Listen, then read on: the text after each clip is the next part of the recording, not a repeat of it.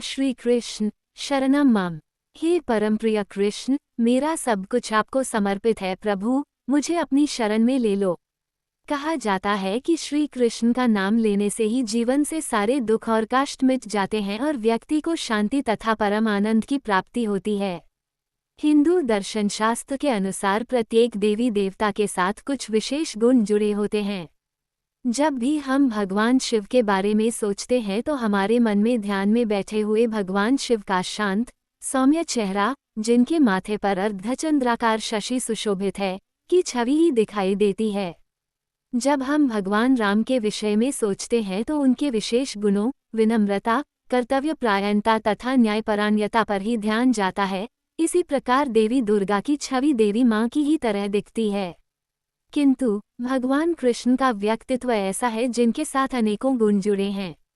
वे ऐसे देवता हैं जिन्होंने अपने शैशवकाल में ही पूतना जैसी राक्षसी का वध किया तथा अपनी मां यशोदा को अपने मुंह में संपूर्ण ब्रह्मांड समष्टि के दर्शन करा दिए। उनको एक नटखट चंचल बालक के रूप में भी जाना जाता है, जो बचपन में माखन चुरा कर खाता था, जिसने विशाल नाग कालिया को हराया तथा गोपियों संग मस्ती और लीलाएं करी और बाद में कुरुक्षेत्र की युद्धभूमि में गीता के रूप में अर्जुन को परम ज्ञान दिया। हमारे धर्मग्रंथों के अनुसार प्रत्येक जीव कुछ विशेष गुणों सहित, जिन्हें कलाएं कहा गया है, इस पृथ्वी पर जन्म लेता है और अधिकतम ये संख्या 16 हो सकती है, जिनके होने पर वह जीव संपूर्ण अवतार हो जाता है। आइए इस जन्माष्टमी पर हम भक्ति के देवता भगवान श्री कृष्ण की चंद कहानियों को पढ़ें। कहानी 1, भक्तों के भक्त। श्रीमद् भागवत में कृष्ण जन्म से जुड़ी अनेक कथाएं हैं। ऐसी मान्यता है कि किसी देवता, किसी भगवान को उनके बालपन वाले रूप में दर्शन करना अपने आप में एक अत्यंत दुर्लभ घटना है, जिसके लिए देवता लोग भी युगों तक राह देखते हैं। एक लोकप्रिय कहानी के अनुसार एक बार भगवान शिव भी योगी का रूप धारण कर गोकुल आए थे, ताकि भगवान कृष्ण को बाल रूप में देख सकें। इस पूरे दृष्टांत पर अनेक भजन गाए गए हैं। तथापि इस घटना से जुड़ी हुई एक और कहानी भी है, जिसके विषय में चंद लोगों को ही जानकारी है।